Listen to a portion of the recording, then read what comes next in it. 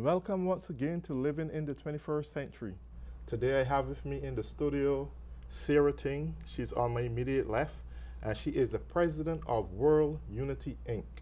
Also joining me on my right is Danny Garriga. He's also a board member from the WorldUnity Inc. I want to thank you both for joining me here today on Living in the 21st Century. Sarah, tell me a little bit about WorldUnity Inc. and what is your vision? Well, first of all, we want to thank you very much, Thank you. Errol, for inviting us on your wonderful program and allowing us to share our vision and our mission with your wonderful viewers. Thank you. The seed of this organization was actually planted in 1985. Okay. Were you living around in Boston in 1985? No. Well, back in 1985, and Danny wasn't even here in 1985. In 1985, there was a public service campaign.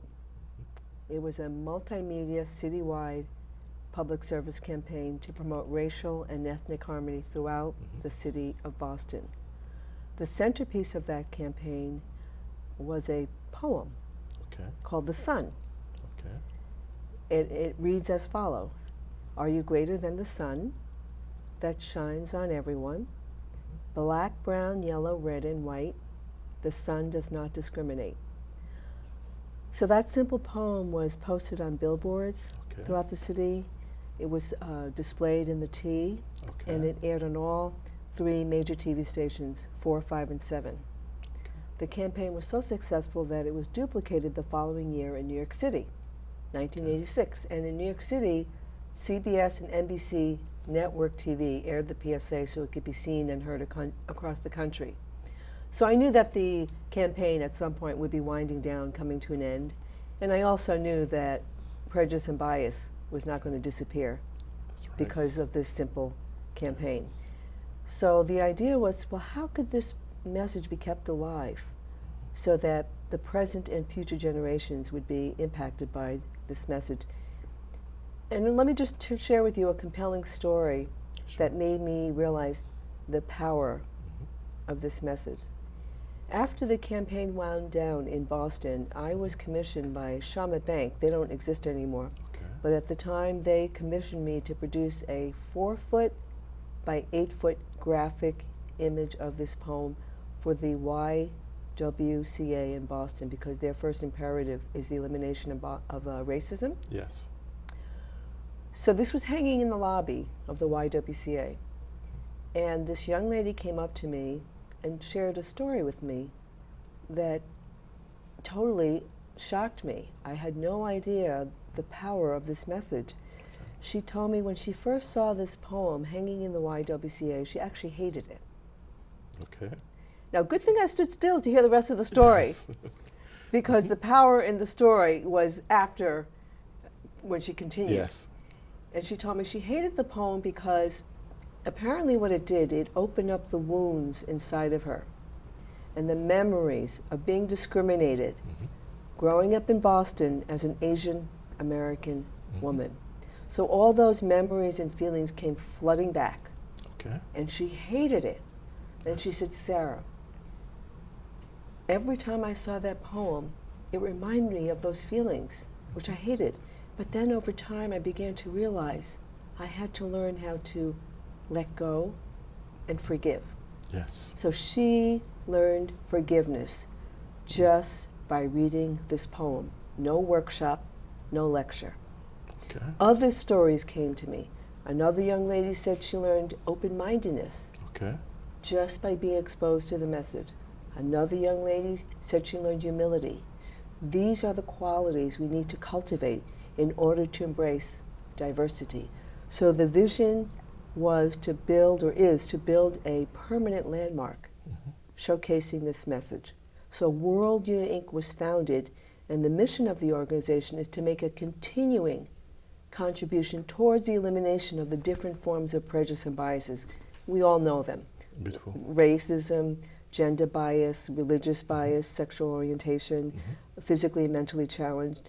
And so that by having this landmark out there, reminding all of us every day to check ourselves, because none of us are free of this. It's part of the human conditioning. And let me just add, we're kind of following a very famous quote by Albert Einstein. He said, "You cannot solve a problem with the same consciousness that created it. Sure. You must stand on a higher ground." So we are going to the heart of this issue. It's the consciousness, how each of us view the other person, whoever the other person might be. And that's how WorldUnity was founded. Yes, beautiful. That's very interesting. So Danny, tell me something. You would have grown up in a society, practically, basically, you would have heard Sarah speak about this broad standard of racism and social injustice and so forth. How do you think the 1964 Bills of Rights Act plays out today?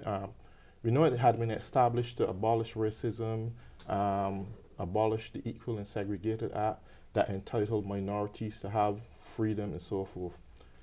What role does it really play today in society? Is it effective or not? And that's a very interesting question. I think that the message has to be put out there. And I was, Sarah and I, have many conversations about this. I think that, precisely one of the missions that we have is to raise awareness of this bill, raise awareness of the fact that, while we are diverse, not only in Boston but abroad, there's still people that are not aware of the diversity and the importance of really equality and inclusion. And that's what we really emphasize a lot when we talk out there, when we go to places and really try to convey this message that yes, we're diverse. There's got to be inclusion and there's got to be equality. In order for that bill to really be effective. Yes. And awareness is one of the things that we really put a lot of emphasis on when we go and talk. Beautiful.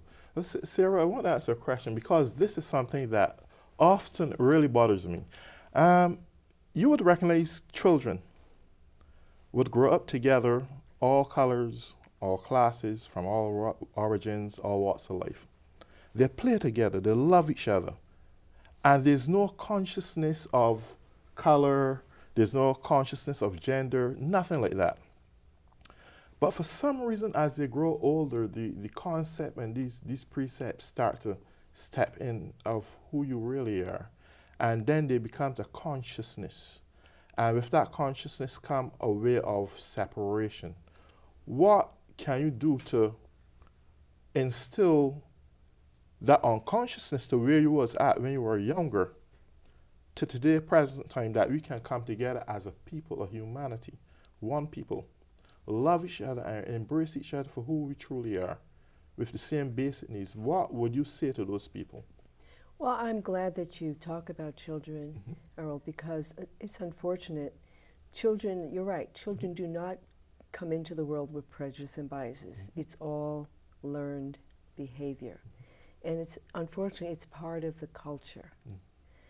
And a lot of it is unconscious. Yes. And so that's why projects like ours, initiatives like ours, is to help children keep the truth alive inside themselves, and also for adults, so that children can get in touch with the truth. Beautiful. And the truth of who they are, and that everyone is a fellow human being, first and foremost. So just imagine if this poem was introduced to every single child. Just let's focus on Newton. If every single child in Newton, in the public schools, from kindergarten all the way up through high school, was exposed to this message, and then not only exposed to it, but the teachers actually talked about the meaning. What does this poem mean to you? And then have children write their own poem about equality and diversity and inclusion. Then you can see that their understanding, it'll show in the poems that they write. Yes. And so it requires a constant cultivation of a mindset. Yes. Because the culture around us does not remind us all the time of equality. The culture around us, in fact, does the opposite. Exactly. There's still a lot of stereotypes and unconscious biases. Yes. Well, that brings me to somewhat, now you're talking about kids, children, and poetry and so forth. You have begun to speak about a song that you had that was put together by over 100 children in the Plymouth school. Yes. Could you, we would love to really play that. That is so interesting to show you again how we can have kids as a diversity, hold each other's hand, and embrace each other as kids with love, sincerity, coming from your heart. So at this time, I would love us to take a few minutes out and listen to this song. So, and then I'll tell you about it, how it came to be. Exactly. So I would love to, at this time, for the studio to roll the song for us.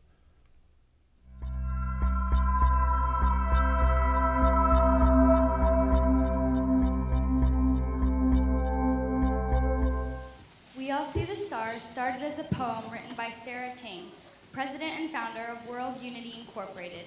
In a national songwriting competition, John Chambrello set the poem to music. We All See the Stars expresses a message of equality, diversity, and inclusion. Our soloists are Jessica Queso and Marimbe Angel.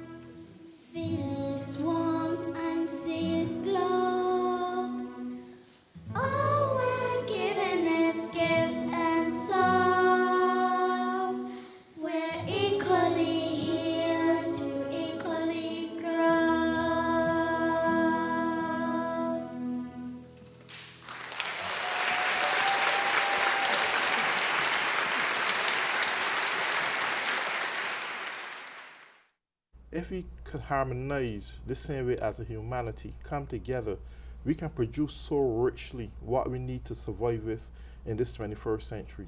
We can put racial barriers aside, and we can do all these different kind of things.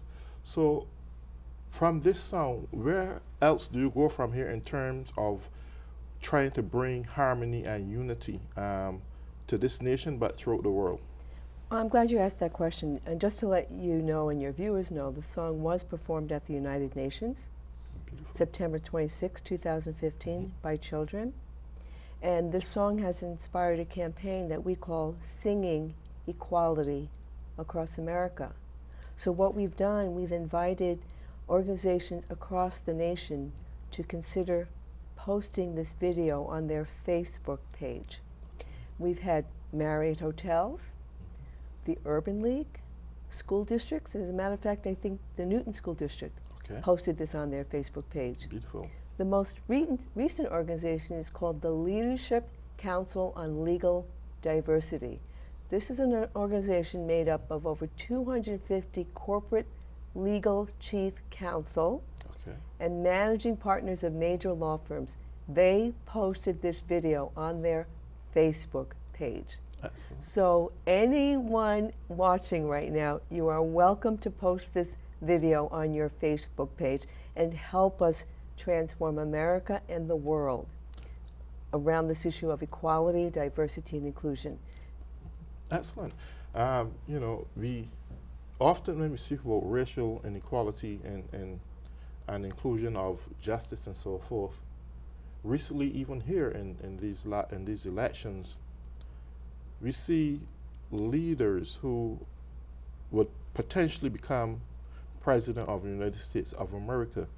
And we know for a fact that nothing that they seems to say seems real, because these are the same songs that we're singing for many years. And what have we accomplished in reality to justify the fact that we can restore unity? Because we can do our individual pieces and we can put in our effort and so forth. But when it all simmers down, the leadership of the free world has a major role in implementing policies to uphold equality right across this globe. When we have leaders in their pre-embryonic stages who are running for government, producing injustice and inequality and racial slurs and things that break up society rather than healing society or bringing society together, these are the people that are destroying it, dividing and conquering. Not necessarily the small people out there who meet each other in the workplace who are learning to get along, because we see that there are a lot of racial barriers still get break down, especially in the workplaces where there are diverse communities and so forth. People learn to get along with each other, even though the consciousness is there. But how do we really penetrate the boundaries of governmental structures that having society at rambling gates, so to speak? Well, I mean, that's a really big question to answer. The way I would respond is, first of all, policies and systems do not change themselves. The only way policies, systems, and structures change is when you have enlightened leadership reading a policy and saying, oh, wait a minute, this practice right now is discriminatory. Enlightened leadership looking at a structure or a system and realizing that the system is promoting some kind of unconscious bias. So ultimately, it always still goes back to the individual becoming more enlightened. Now, but also, people can also exert pressure. So if there's something going on that is clearly an injustice and the masses recognize it, then yes, they have every right to come together and bring this to the attention of the people in power, whether it's through demonstration, a petition. So there's lots of ways that individuals collectively can exert pressure. But to me, the most important piece is enlightened leadership, because you and I know, and Danny knows, that when you are in a position of leadership, you have a lot of responsibility and a lot of power. And if you are an enlightened leader, you can make major changes. But it also requires courage and will. So Danny, tell me something. Now here's the thing. We know that we can make a lot of headway with the youth, And I've heard Sarah would have said not too long ago that there are lawyers and so forth, well-established figureheads of society who would have posted this song on their website. Are you in the near future going to have some kind of conference where you can actually bring these people together and really reinforce the fact of bringing about harmony in society, not just to speak it, but to take some course of action in trying to bring society together as one equal body? Yes, and thank you for the question. To add, you know, to what Sarah just expressed, is that this begins at the heart. One of the things that we do, and we encourage, you know, people not only in our board and our board members to do, is to really disseminate the word out there. Word of mouth is really powerful, you know, and not only on Facebook page, but, you know, sending emails to family members and to friends. We have, you know, several events that we hold throughout the year where we have, you know, people from different, you know, ethnics backgrounds that attend to these events, and we disseminate this message. I think this message needs to be placed in the people's hearts. If it's in the heart, it really doesn't matter whether there are laws or not. Laws are important, and I think they need to be made, but in order for those laws to be effective, the message has to be at the heart. And when the message is at the heart, that's when you begin to see changes. And it will happen at every level of society. Not only at the level of, you know, the you know, legal, you know, industries, but healthcare industry and any kind of industry in people, and all of those, you know, different groups have to have this at their heart, and that's when we'll be seeing changes. Just to continue on what Danny's saying, laws are important, obviously, to protect people, but laws do not change feelings and attitudes. As a matter of fact, they, to some degree, can't even really protect people, because those 9 people who were shot in church, how do the laws protect them? Exactly. So laws absolutely are necessary. However, hand in hand, you need education, and that's where our message comes into play. It's like what Danny said. Okay. We have to plant this message in people's heart. The transformation has to take place within each of us first. Okay. To create a world and a community that values everybody, people make up a community. Yes. Buildings don't make up a community, it's the people. Okay. And so to have a community that values everybody begins with each of us. People make up a company.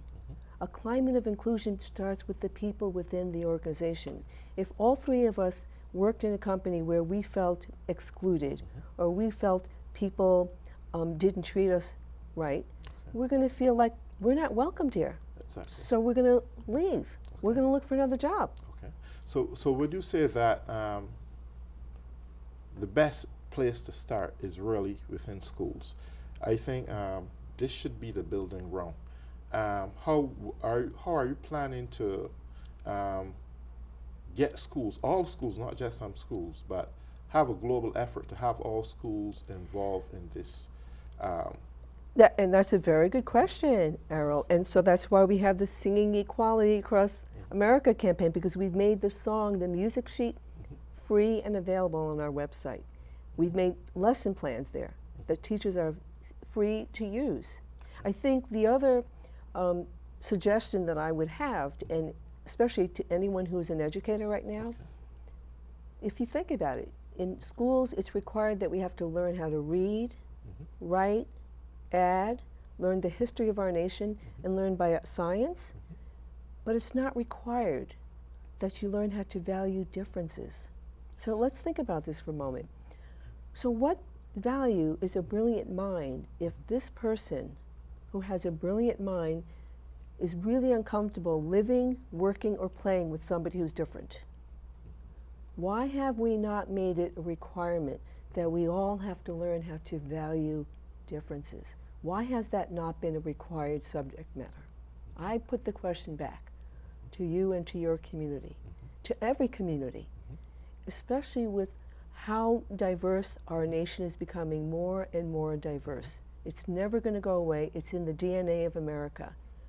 And if we don't learn how to value our differences, we'll be called the divided states of America, not the United States of America. I love that one. I really do. I quite agree. We are living in times where I strongly believe that all diversities, not only just United States of America, be it United Kingdom, be it Russia, wherever the nation may be, I think the time has come that human beings must see each other as individual human beings, and we have the same basic needs. Those needs need to be met effectively and efficiently in every aspect of life. This in itself alone will enable, and not only enable but eradicate the kind of not only racial barriers but economic injustices across the world, and crime will go down, and we will learn to live more peacefully. But the world today become like a jungle, and in the jungle you're going to find the prey, you're going to find the hunter, and so I hope that the time do come that institutions like yours, which is WorldUnity Inc., continue to make this tremendous effort in whatever institution you can to make this world a better place, not just the United States of America, but the first mile start with the first step. So we are reaching the conclusion of our program. I will give Danny, if there's anything you want to say quickly, please feel free to say it. Yes, I would like to encourage everyone to really take the time to go into our website and look us up and see the information that there is out there available for everyone to use, and to disseminate the word, to raise awareness so that the world will become more united, more diverse, more inclusive, and more equal. Beautiful. And Sarah, the last word go out to you. Well, the website is worldunityinc.org, and to me, the sun shines on all of us. Okay. And I would leave with another short poem that I wrote that says, "Dare to be as great as the sun, dare to shine on everyone." Beautiful. Well, I want to thank WorldUnity Inc. and the founder and president, Sarah Ting, for coming here on Living in the 21st Century and sharing such vital information with the residents of Newton. And also Danny Garriga, I want to also thank you for coming here and shedding some light on equality. I thank you both. And to all those who are at home, I want to say thank you very much for tuning in once again on Living in the 21st Century. Until then, goodbye.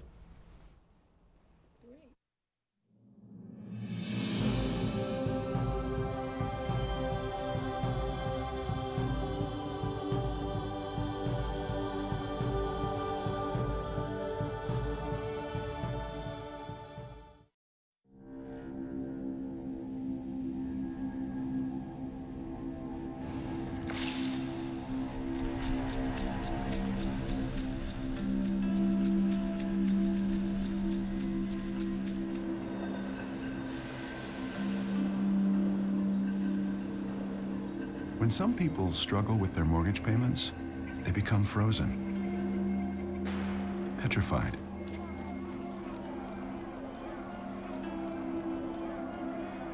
Not knowing what to do, they do nothing. But the people who do something, the people who take action, are far more likely to get the most positive outcome. Making home affordable is a free government program. Call now to talk one-on-one with a housing expert about the options that are right for you. Real help, real answers, right now. It takes less than 1 minute to find out if you may have prediabetes, and you can do it here. So what are you waiting for? Just go to the site. I adopted Bento in 2010 from a shelter. As it turns out, we have very similar personalities. And this cat makes me make art because he's always motivating me to take pictures of him, to draw pictures of him. He just is motivating artistically. It's just that simple. Well, he's my best friend, but a lot of people know him as Keyboard Cat.